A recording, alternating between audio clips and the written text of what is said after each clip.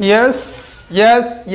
Very good morning to one and all my dear student friends. Myself, Professor S.S. Patil, Ambitious Academy for Science, Sangli मध्ये आपल्या सर्वांचं स्वागत आहे.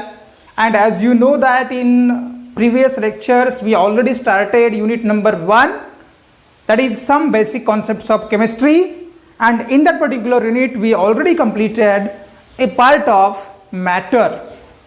तर हे मॅटर म्हणजे काय, मॅटरचं क्लासिफिकेशन काय काय आहे, ह्या सगळ्या गोष्टी मित्रांनो आपण आधी बघितलेल्या आहेत. And today we are going to discuss about a next point, a next topic, that is units and their conversions. ठीक आहे, तर हे युनिट्स आणि त्या युनिट्सचं कन्व्हर्जन आपल्याला बघायचं आहे. That particular topic is very very important when you studied A science. It is also very important when you study a physics, chemistry, or when you attend an JEE exam, CET exam, or you can attend NEET exams. That particular all units and their conversions are very very very important. तर मित्रांनो tension घ्यायचं नाही आहे, खूप easy आहे, खूप सोपा आहे, खूप सोप्या भाषेत मी तुम्हाला समजावून देणार आहे. तर व्यवस्थित बघा आणि तुमचे नोट्स माझ्याबरोबर कंप्लीट करून घ्या. तर बघा, सगळ्यात आधी सुरुवातीला मी तुम्हाला थोडंसं या युनिट्सच्या बेसिकला म्हणजे अगदी याच्या पाठीमागे नेतो. मला कशाचंही कुठल्याही मॅटरचा लेंथ बघायचा आहे, वेट बघायचा आहे, टेम्परेचर बघायचं आहे, बऱ्याचशा गोष्टी मला चेक करायच्या आहेत. म्हणजे समजा काय झालं, आज आपण दुकानात गेलो काहीतरी खरेदी करायला.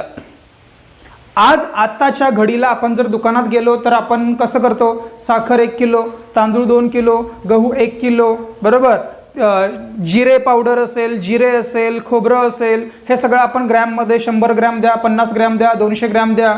आपण काही फळं आणायला गेलो तर ते 1 डझन पाहिजे, हे 2 डझन पाहिजे, केळी 2 डझन पाहिजेत, या पद्धतीनं घेतो. बरोबर आहे ना. किंवा समजा अगदी काही गोष्टी आपण एखादं कन्स्ट्रक्शन करतोय, आपल्याला घर बांधायचं चालू आहे, तर घराचं बांधकाम माझं 500 स्क्वेअर फूट व्हायला पाहिजे, 1000 स्क्वेअर फूट व्हायला पाहिजे, 1500 स्क्वेअर फूट व्हायला पाहिजे. खोली मला एखादी बेडरूम असेल तर ती बेडरूम मला जवळपास 12 फूट बाय 15 फुटाची असायला पाहिजे. टॉयलेट ब्लॉक जे आहे ते माझं 3.5 फूट बाय 5 फुटाचं असायला पाहिजे. डायमेन्शन्समध्ये आपण हे मोजले.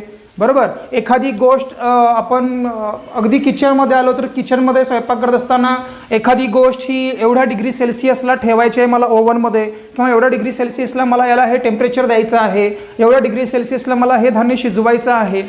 टेम्परेचर, डिग्री सेल्सिअस हे युनिट आलं. तर ह्या सगळ्या युनिट्सचा आजकाल आपण सर्रास वापर करतोय सगळीकडे. परंतु मित्रांनो, समजा मी जर तुम्हाला आता इथून उचललं आणि 16व्या शतकात नेऊन बसवलं, 16th सेंचुरीमध्ये मी तुम्हाला पाठीमागे नेलो, टाइम ट्रॅव्हल करून आपण गेलो पाठीमागे, चला. आणि इथं तुम्ही जर गेला आणि त्या 16व्या शतकात म्हणला कुणाला तरी की अरे मला 2 किलो गहू दे, तो तुमच्याकडे विचार करत बघेल, असा बघत बसेल की 2 किलो काय मागतोय हा, what is the meaning of KG, what is kilo. काही नव्हतंच ना त्यावेळेस, युनिट्सच अस्तित्वात नव्हते. मग त्यावेळी काय करायचे तुम्ही म्हणाला तर सर, त्यावेळी काय करायचे, सिम्पल. त्यावेळी काय असायचे, त्यावेळी पण करन्सी होती. मग त्यावेळी असे 2 कॉईन्स द्यायचे, सिक्के द्यायचे, चांदीचे असतील, सोन्याचे असतील, आणि काय असेल ते असेल. ठीक आहे, चला, सिक्के होते, पैसे होते म्हणजे त्यावेळेस. तर ती करन्सी त्यावेळी असे 2 दिले, तर 2 करन्सी दिल्यानंतर त्याला तो दुकानदार अशा 2 मूठ भरून तांदूळ द्यायचा. जे ठरलेलं असेल ते 2 मूठच का म्हणाल तुम्ही सर, 2 मूठ असेल, 4 मूठ असेल तर तो मुठीने द्यायचा. मूठ भरला की त्याला 2 करन्सीला 2 मूठ दिला, काम चालायचं. पण प्रॉब्लेम काय यायला चालू झाला, समजा आज तो दुकानदार जो आपल्याला गहू किंवा तांदूळ 2 मुठी भरून देत होता, आज तो अचानक कुठेतरी कामासाठी बाहेर गेला आणि त्याचा मुलगा दुकानात बसलाय. आणि मग तो मुलगा दुकानात बसल्यावर तुम्ही काहीतरी का आणायला गेला, परत समजा तांदूळ आणायला गेलात, आणि त्या मुलाने जर 2 मूठ भरून तुम्हाला तांदूळ दिले तर तुम्ही घेणार का रे ते? नाही घेणार. का नाही घेणार? कारण त्याची मूठ लहान आहे ना. यस, म्हणजे काय झालं, जर माणूस बदलला तर तो अमाऊंट बदलला. म्हणजे ती फिक्स अमाऊंट नव्हता. That is approximate amount. कधी जास्त यायचं, कधी कमी यायचं, या पद्धतीनं व्हायचं. मग गरज लागली आपल्याला काय की बाबा एक ठराविक अमाऊंट एक्झॅक्ट तितकंच यायला पाहिजे. मी $2 जर दिले, बरोबर, मी $2 दिले, 2 सिक्के जर दिले, तर 2 सिक्क्यामध्ये जेवढं अमाऊंट यायला पाहिजे मला प्रत्येक वेळेस तेवढंच यायला पाहिजे. कधी कमी नको, कधी जास्त नको. तसंच त्या पद्धतीने मी तुम्हाला अजून एक एक्झाम्पल देतो. आपण क्रिकेट खेळतोय, बरेच जण क्रिकेट बघताय. तर क्रिकेटमध्ये जे पिच असतं, तर ते पिच किती असतो माहिती आहे कोणाला? तर तो असतो 22 यार्ड्स, 22 यार्ड्स, ज्याला आपण 22 गज म्हणतो. 22 गज म्हणजे काय की जे 2 ठिकाणी स्टंप्स लावलेले असतात, बॉलरच्या साईडला आणि बॅट्समनच्या साईडला 2 ठिकाणी स्टंप्स आहेत, इकडे 3 इकडे 3, आणि ह्या दोन्ही स्टंप्सच्या मधलं अंतर जे आहे ते 22 गज. 22 गज म्हणजे काय, 22 पावलं टाकत जायची आणि 22व्या पावलाच्या तिकडे आणि इकडे 2 ठिकाणी स्टंप्स लावलेले असायचे. मग ज्यावेळी इथं सुद्धा एक मोठा माणूस असेल, हायटेड माणूस असेल, तर त्याचं लेंथ जास्त व्हायची. जो थोडासा खुजा असतो तर त्याचा लेंथ कमी व्हायची, आणि ते पण फिक्स अमाऊंट राहायचं नाही. म्हणजे ते पण ॲप्रॉक्सिमेट झालं, मग त्याला पण फिक्स ठेवायचं होतं. मग काय झालं, इथं पण एक फिक्स अमाऊंट यायला पाहिजे. म्हणून काही सिस्टीम्स नंतर डेव्हलप झाल्या मित्रांनो. आता नंतर डेव्हलप झाल्या म्हणजे कधी डेव्हलप झाल्या, बरोबर? तर त्या सगळ्या इयर्स, एक्झॅक्ट डेट्स, हे कधी ते कधी, कोण डेव्हलप केलं, काय डेव्हलप केलं, ह्या सगळ्या गोष्टी पुढे आपण जाईल तसं मी तुम्हाला सांगत जाणार आहे. एक्झाम पॉईंट ऑफ व्ह्यू त्या काही इम्पॉर्टंट नाही आहेत. एक्झाम पॉईंट ऑफ व्ह्यू जेवढ्या इम्पॉर्टंट गोष्टी आहेत त्या व्यवस्थित लक्षात ठेवा, लिहून घ्या, आणि बाकी सगळं नॉलेज तुम्हाला असायला पाहिजे म्हणताना मी तुम्हाला त्या पण गोष्टी सांगत पुढे जातोय. मग ह्या ज्या सिस्टीम्स आहेत, ह्या सिस्टीम्स काही इंग्लिश सिस्टीम्स म्हणून आल्या, इंग्लिश सिस्टीम्स. त्याच्यानंतर काही सिस्टीम्स आल्या ज्याला आपण मेट्रिक सिस्टीम म्हणल्या. मग इंग्लिश आणि मेट्रिक सिस्टीममध्ये काय झालं बघा, बऱ्याचशा देशांनी काय केले, त्यांचे सिस्टीम्स डेव्हलप करायला चालू केले, बऱ्याचशा देशांनी. मग इंग्लिश सिस्टीम्समध्ये पण युनिट्स आले, आणि मेट्रिक सिस्टीम त्याच्यामध्ये पण युनिट्स यायला चालू झाले. मेट्रिक सिस्टीम फ्रान्समध्ये ॲक्च्युली आलेलं होतं. तर फ्रान्सच्या लोकांनी त्यांची सिस्टीम तयार केली, एक ठराविक युनिट्स असलेली, ज्याला मीटरमध्ये, किलोमीटरमध्ये, त्याच्यानंतर तुम्हाला काही टेम्परेचर असेल तर डिग्री सेल्सिअसमध्ये, केल्विनमध्ये, ह्या सगळ्या गोष्टी मेजर करता यायला चालू झाल्या. तसंच इंग्लिश सिस्टीममध्ये पण यायला चालू झाल्या. पण प्रॉब्लेम काय झाला, इंग्लिश सिस्टीम वेगळी झाली, फ्रान्सची सिस्टीम वेगळी झाली, बाकीच्या आजूबाजूच्या देशांची त्यांच्या काही सिस्टीम्स वेगळ्या झाल्या.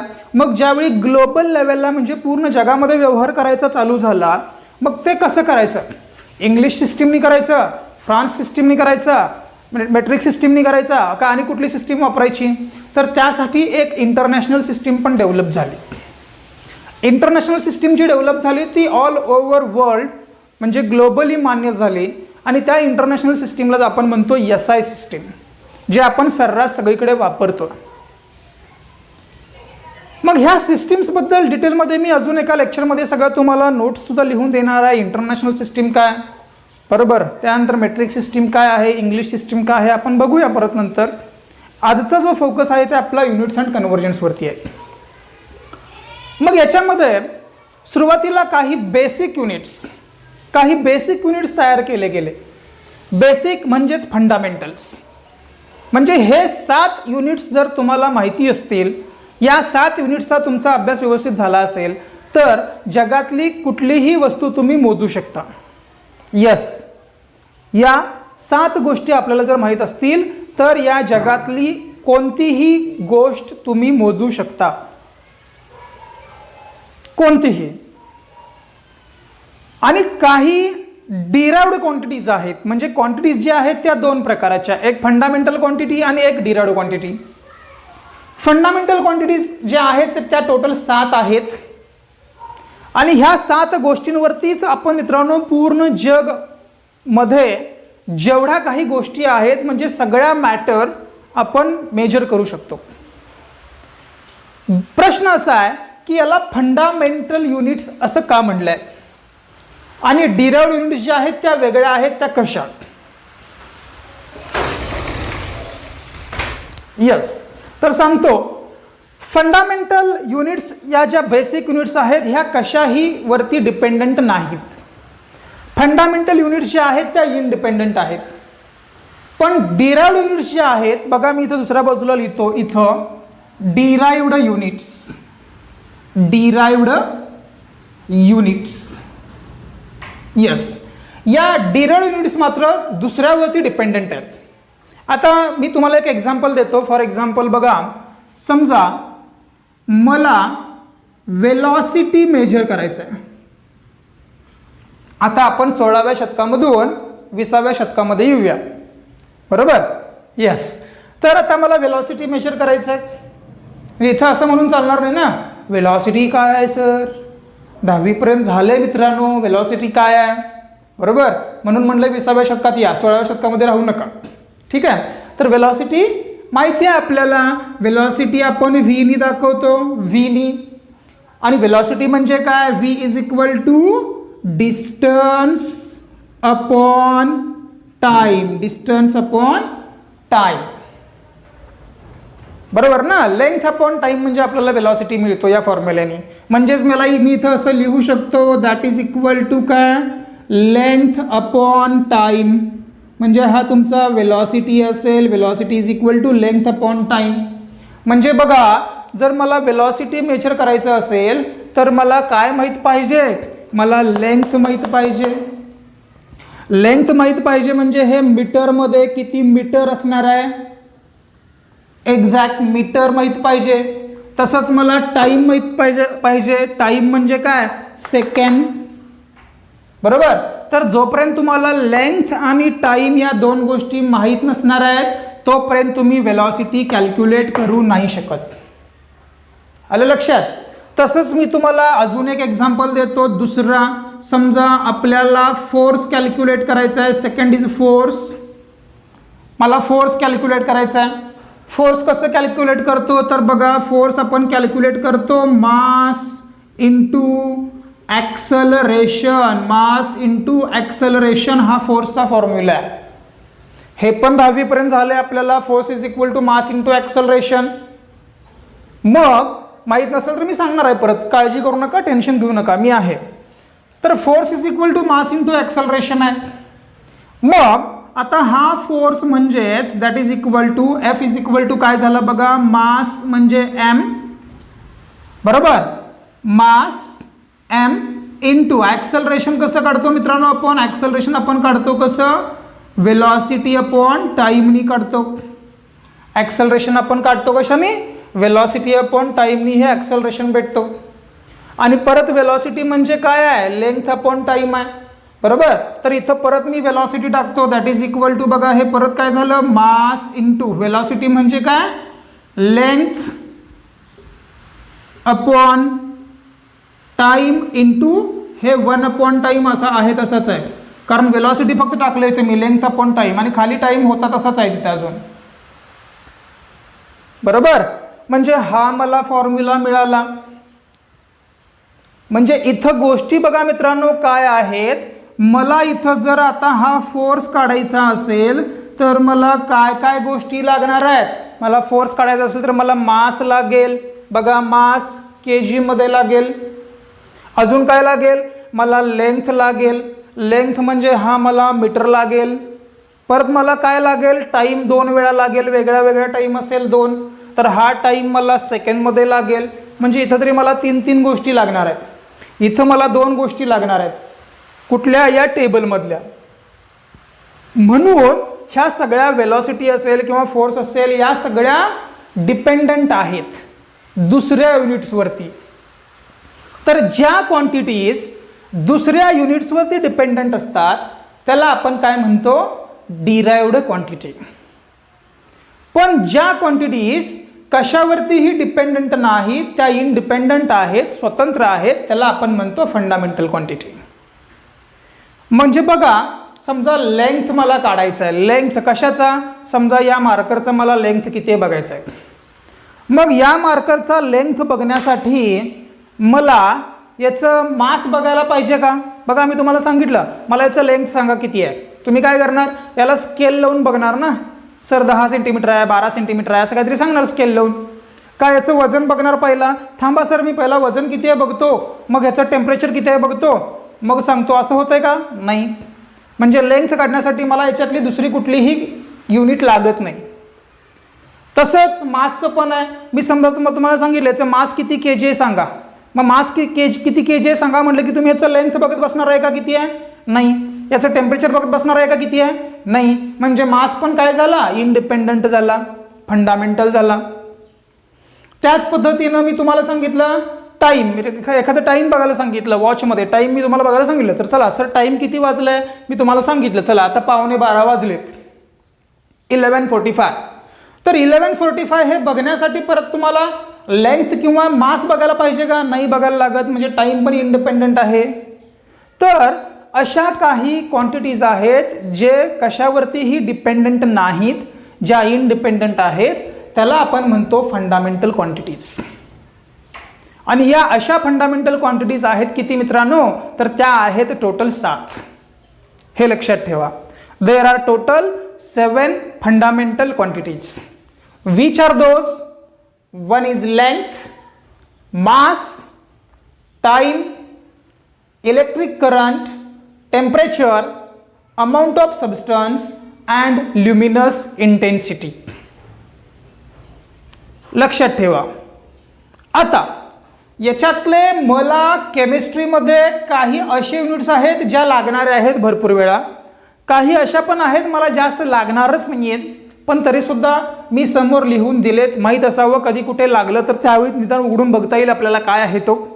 तर बघा, लेंथचा सिम्बॉल आहे स्मॉल एल, आणि जे आपण मोजतो मीटरमध्ये, स्टँडर्ड युनिट काय लेंथचा? मीटर. याच्या बऱ्याचशा अजून युनिट्स आहेत, त्याचं कन्व्हर्जन आहे, हे टॉपिक झाल्यावर मी तुम्हाला पुढे ते सांगणार आहे. पण आता हा टेबल कंप्लीट करून ठेवायचा. लेंथ जे आपण स्मॉल एलने दाखवतो, कॅपिटल नाही, स्मॉल एल, युनिट आहे मीटर. मास स्मॉल एमने दाखवला, युनिट असेल KG, kilogram. Time yes, unit आहे स्मॉल टी. इथं लक्षात ठेवायचं, कॅपिटल टी म्हणजे टेम्परेचर आहे, स्मॉल टी म्हणजे टाइम, बरोबर. टाइम. सेकंड युनिट असेल त्याचा करंट, इलेक्ट्रिक करंट आहे, युनिट आहे कॅपिटल आय. हे कॅपिटल आय, कॅपिटल आय म्हणजे इलेक्ट्रिक करंट. एम्पियर मध्ये मोजतो इलेक्ट्रिक करंट, लक्षात ठेवा कशामध्ये? एम्पियर मध्ये मोजतो, एम्पियर. टेम्परेचर कॅपिटल टी, हे आपण मोजणार आहे मित्रांनो केमिस्ट्रीमध्ये केल्विन मध्ये, केल्विन. डिग्री सेल्सिअस, फेरानाइट, असे बरेचसे युनिट्स आहेत, मी तुम्हाला पुढे एक्सप्लेन करतो ते, पण आपल्याला लागणार कुठला आहे? Standard kelvin. टेम्परेचर टी मध्ये, कॅपिटल टी मध्ये दाखवणार, केल्विन मध्ये मोजणार. त्यानंतर amount of substance, amount of substance खूप इम्पॉर्टंट आहे केमिस्ट्रीमध्ये, ज्याला मोल मध्ये मोजतात, मोल मध्ये, आणि स्मॉल एन डिनोट करतोय ते, त्याला अमाऊंट ऑफ सबस्टन्स. याच्यावरचा एक सेपरेट लेक्चरच होणार आहे, मोलचे 2-3 लेक्चर होतील, टेन्शन घेऊ नका, हे सांगतो मी तुम्हाला डिटेलमध्ये परत.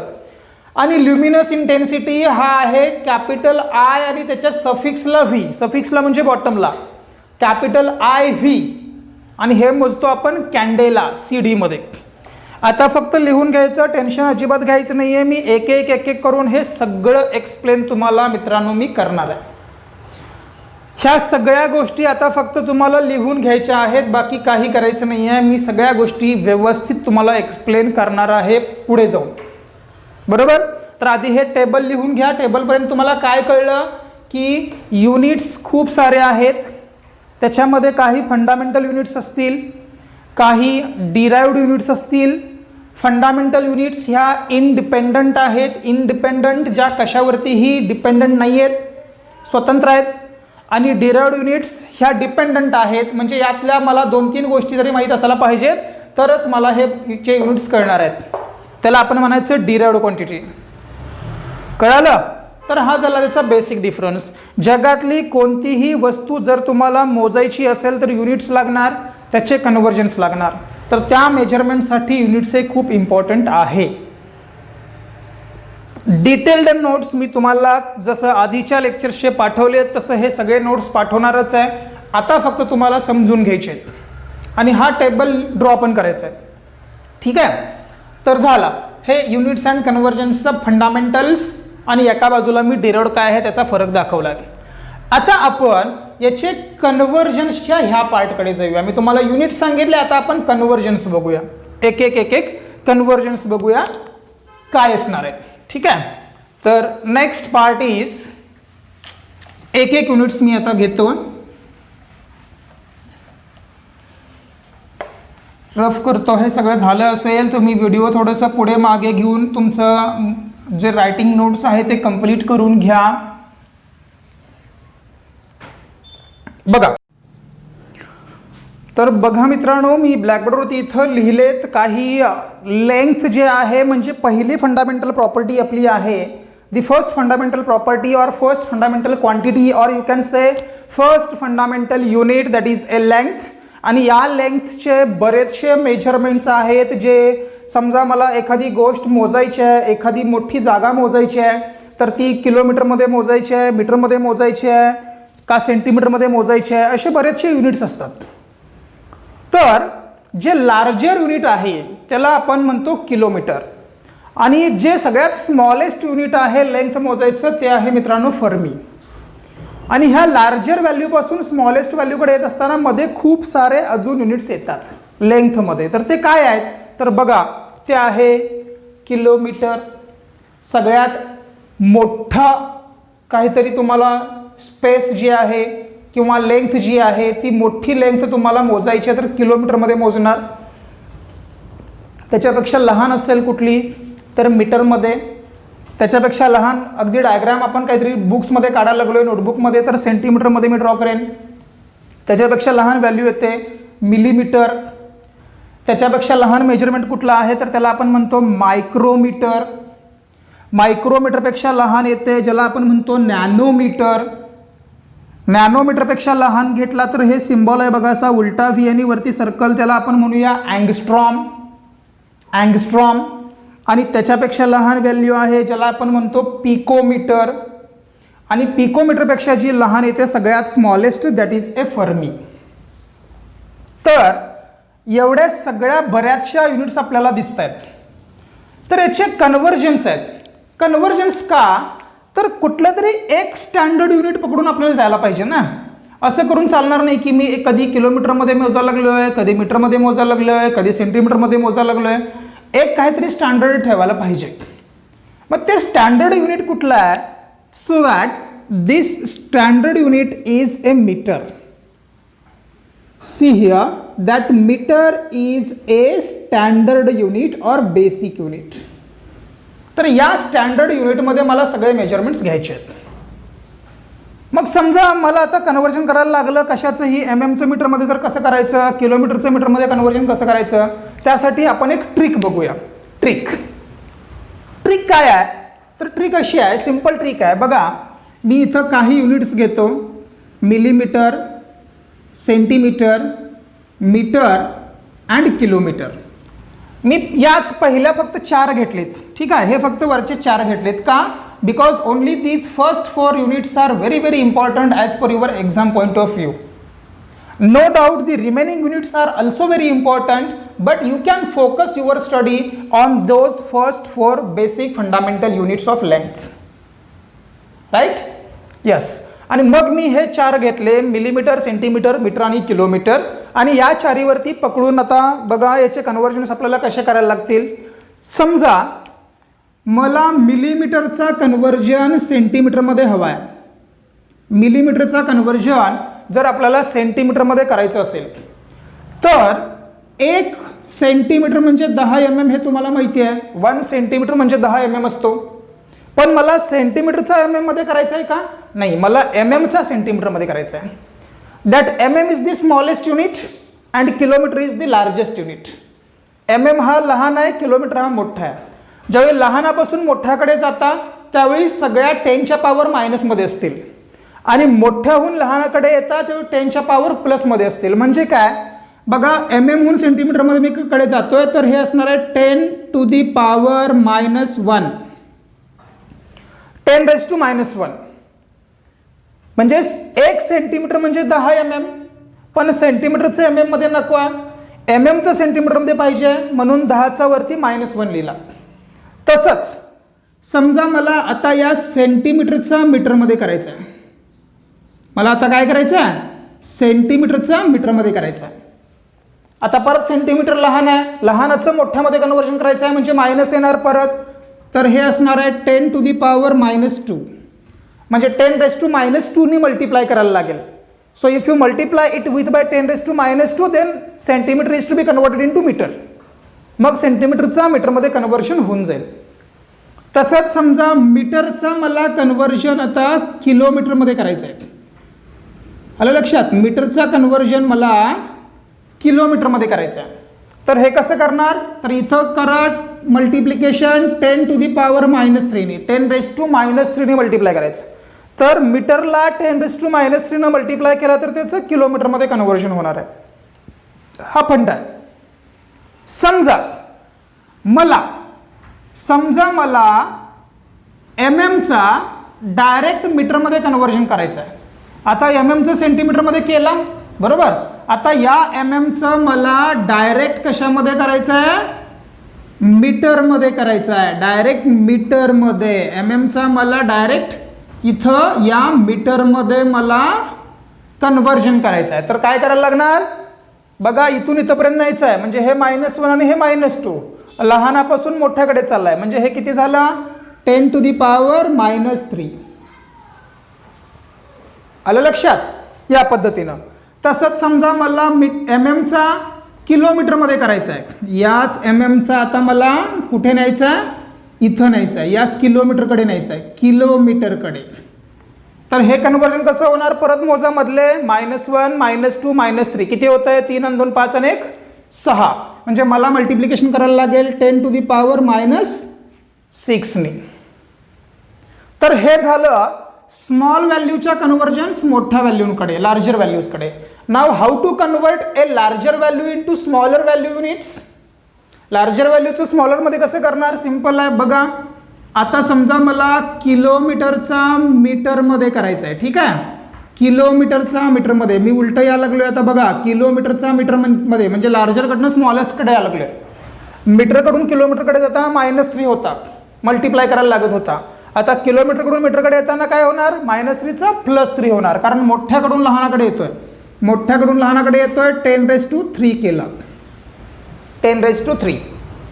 तसंच समजा मला आता किलोमीटरचा सेंटीमीटरमध्ये करायचं आहे. किलोमीटरचा इथं आलो मी आता सेंटीमीटरकडे. किलोमीटरचा सेंटीमीटरमध्ये मध्ये किती आहेत बघा?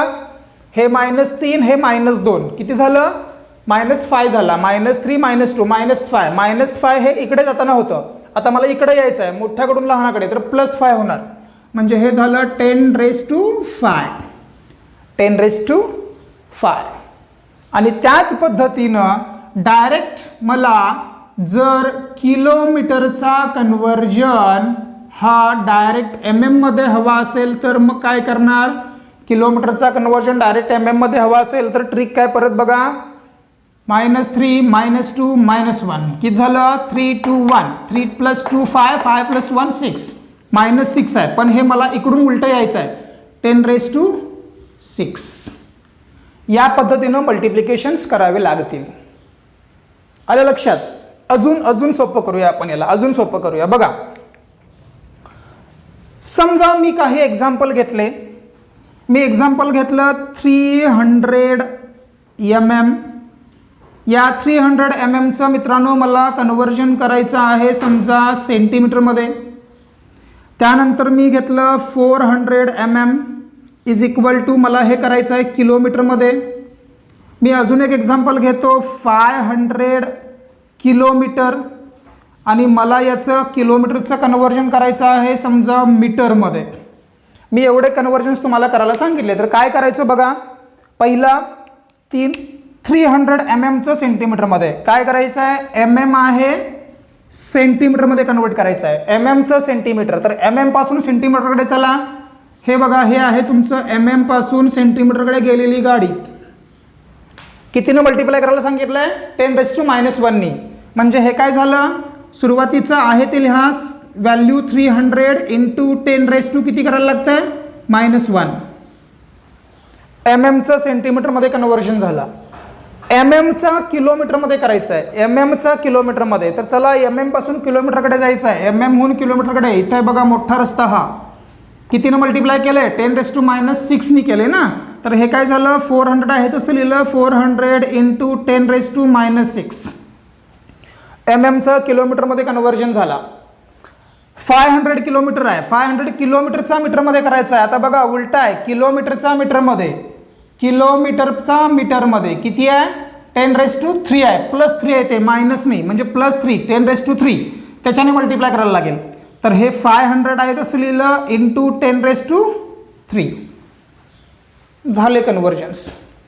तर इतके सोपे कन्व्हर्जन्स आहे, त्यासाठी हा चार्ट तुम्हाला ड्रॉ करता यायला पाहिजे. हा चार्ट तुम्हाला कळाला की झालं. आता तसेच बाकीचे युनिट्स खूप सारे आहेत आणि मी तुम्हाला सांगितलं काय की मीटर हे स्टँडर्ड युनिट आहे. काय, मीटर हा स्टँडर्ड युनिट आहे, तो बेसिक युनिट आहे आणि बेसिक युनिटमध्ये ह्या सगळ्याचे कन्व्हर्जन्स आपल्याला करायचे आहेत. कसं करणार बघा सांगतो. किलोमीटरचा मीटरमध्ये कन्व्हर्जन आधी करूया. किलोमीटरचा मीटरमध्ये कन्व्हर्जन करायचं आहे, म्हणजे ह्या सगळ्याचे मला आता मीटरमध्ये कन्व्हर्जन्स करायचे आहेत. तर किलोमीटर म्हणजे याच्या समोर 1 असेल, काही नाही म्हणजे 1 kilometre is equal to how much metre. 1 kilometre is equal to how much metre. किलोमीटरचं मीटरमध्ये करायचं आहे किती, 10⁻³ मोठ्याचं लहानामध्ये करायला आहे. मीटर लहान आहे ना, यस, म्हणजे हे झालं 10⁻³ मीटर. तसंच मला सेंटीमीटरचं मीटरमध्ये करायचं आहे. आता सेंटीमीटरचा मीटरमध्ये बघा, सेंटीमीटरचा मीटरमध्ये, सेंटीमीटर लहान आहे, मीटर मोठा आहे, तर सेंटीमीटरचा मीटरमध्ये करायचं आहे किती, 10⁻². तर हे असणार आहे 10⁻² मीटर. आता मला मिलीमीटरचा मीटरमध्ये करायचं आहे, चा मीटरमध्ये. तर मिलीमीटरचा मीटरमध्ये किती करणार, मिलीमीटरचा मीटरमध्ये, मिलीमीटरपासून मीटर, बघा काय मिलीमीटरपासून मीटर, 10⁻³ आहे, 10⁻³ तर इथं लिहिलं 10⁻³ मीटर, 10⁻³ मीटर. त्यानंतर मायक्रोमीटर आहे, मायक्रोमीटर. आता हे लक्षात घ्या, इथं मी पुढे टेबलमध्ये दिलं नाही पण इथं देतो. 10⁻³ मीटर नंतर मायक्रोमीटरचा मीटरमध्ये जो कन्व्हर्जन आहे तो येतो 10⁻⁶ मीटर. नॅनोमीटर जे आहे ते मीटरमध्ये येतं आहे 10⁻⁹ मीटर. अँगस्ट्रॉम जे आहे ते येतो 10⁻⁻10 मीटर. पिकोमीटर जे आहे त्याचं कन्व्हर्जन येतं आहे 10⁻⁻12 मीटर. आणि लास्टला फर्मी जे आहे तो येतो 10⁻⁻15 मीटर. बघा सोप्या गोष्टी आहेत, तुम्हाला काही लक्षात ठेवायचं आहे. बघा हे तर 1 किलोमीटर म्हणजे 10⁻³ मीटर झाला, हा विषय संपला. सेंटीमीटरचं मीटरमध्ये तुम्हाला माहिती आहे काय, 1 सेंटीमीटर म्हणजे 10⁻⁻² मीटर आहे. आता इथून जो आहे तो 3चा टेबल आहे, 3चा टेबल बघा, 3, 6, 9, हा 10 एक अपवाद आहे, 9 नंतर 12 आणि 12 नंतर 15, हा सिक्वेन्स लक्षात ठेवायचा. मध्ये जो सिम्बॉल दिलाय अँगस्ट्रॉमचा, अँगस्ट्रॉम उलटा व्ही कडून 0, ते तर तेवढं -10 आहे. बाकी नाही तर सगळं 3, 6, 9, 12 आणि 15 आणि मध्ये हा 10 येतो, हे लक्षात ठेवायचं. येतं लक्षात. तर या पद्धतीनं हे सगळे युनिट्सचे कन्व्हर्जन्स आहेत. आता समजा मी तुम्हाला सांगितलं काय की मी तुम्हाला दिलं समजा 40 अँगस्ट्रॉम, मी तुम्हाला सांगितलं काय 40 अँगस्ट्रॉमचं कन्व्हर्जन करा म्हणलं मीटरमध्ये. 40 अँगस्ट्रॉम, हे अँगस्ट्रॉमचा सिम्बॉल आहे, 40 अँगस्ट्रॉम मीटरमध्ये करायचं आहे. तर काय करणार, 40 अँगस्ट्रॉम, अँगस्ट्रॉमचं मीटरमध्ये काय करायला लागतं, 10⁻⁻10 न मल्टिप्लाय करायला लागतं. तर मी इथं लिहिलं काय 40 इंटू 10⁻⁻10 मीटर झालं कन्व्हर्जन. येतं लक्षात. समजा मी तुम्हाला सांगितलं काय की तुम्हाला मी युनिट दिलं इथं 60 PM पिकोमीटर, 60 पिकोमीटर दिला. पिकोमीटर म्हणजे काय, 10⁻⁻12 मीटर ना. तर 10⁻⁻12 न मल्टिप्लाय करायला म्हणजे हे झालं 60 × 10⁻⁻12 मीटर, त्यामध्ये त्याचं कन्व्हर्जन झालं. तर या पद्धतीनं हे लेंथचे खूप सारे मित्रांनो युनिट्स आहेत. There are so many units, आणि हे सगळे कन्व्हर्जन्स आपल्याला करता यायला पाहिजेत. तर आज मी लेंथ घेतलाय. पुढच्या लेक्चरला आपण मास घेऊया, त्याबरोबर व्हॉल्यूम घेऊया. व्हॉल्यूम नंतर आपण कन्व्हर्जन्स करूया टेम्परेचरचं, टेम्परेचर नंतर आपण करूया प्रेशरचं. असे बरेचसे युनिट कन्व्हर्जन्स जे केमिस्ट्रीमध्ये खूप इम्पॉर्टंट आहेत. केमिस्ट्री बरोबर हेच फिजिक्समध्ये सुद्धा येतो, हे लक्षात ठेवा. यस, हे केमिस्ट्री फिजिक्स दोन्हीसाठी इम्पॉर्टंट आहेत. सिलेबसमध्ये आहेत. ॲक्च्युली हा सिलेबसमधलाच पॉईंट आहे. हे काय तुम्हाला मी फाउंडेशन बॅचचा कुठला कोर्समधलं घ्यालो असं नाही, सिलेबसमधलंच आहे. तर हे सगळं आज लिहून ठेवा तुमच्या नोटबुकमध्ये. लेंथपर्यंत मी तुम्हाला दिलं आहे. इथला हा जो चार्ट दिला आहे, हा चार्ट, यस, हा इकडचा चार्ट, हा टेबल ट्रिक आहे, टेबल हा, आणि याच्या खालचे हे काही एक्झाम्पल्स आहेत. हे काय आहेत? हे काही एक्झाम्पल्स, इथे लिहितो मी, एक्झाम्पल्स, सॅम्पल एक्झाम्पल्स. हे तुम्हाला असे करता आले की मग झालं. याला आपण म्हणूया सॅम्पल एक्झाम्पल्स, सॅम्पल एक्झाम्पल्स. ठीक आहे. तर या पद्धतीनं हे सगळ्या नोटबुकमध्ये लिहून ठेवा. आजच्या पुरतं इतकं. परत पुढच्या लेक्चरला मी तुम्हाला बाकीच्या युनिट्स आणि त्याच्या कन्व्हर्जन्स घेतोय, आणि आपण एक एक टप्पे पुढे पुढे पुढे हळूहळू जाऊयात. आजच्या पुरतं इतकंच. थँक्यू.